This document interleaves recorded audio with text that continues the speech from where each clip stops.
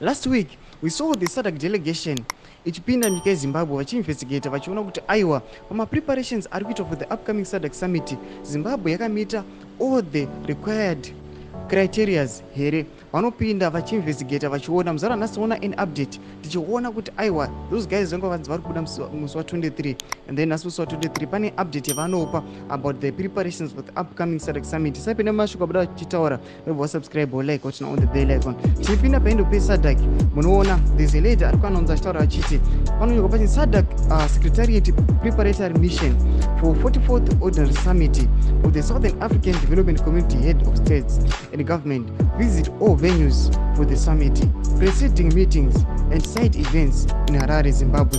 So this lady anoenderamberi achiti aiwa nyika yeZimbabwe yakamita all the required criteria.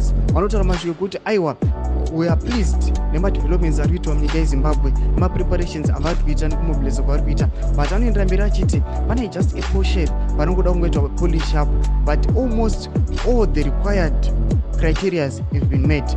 Is an update inoichitwa panapa chibuditsiwa aiwa nethis SADC hendo vachitaura masviko kuti aiwa nyika yeZimbabwe yamita macriterias acho. Tudze mafungiro enyu munoti kudii pamusoro peni update yauya ichibudikira ichibva kuSADC vachiti aiwa the SADC summit yava viable yava kuitiwa munyika yeZimbabwe.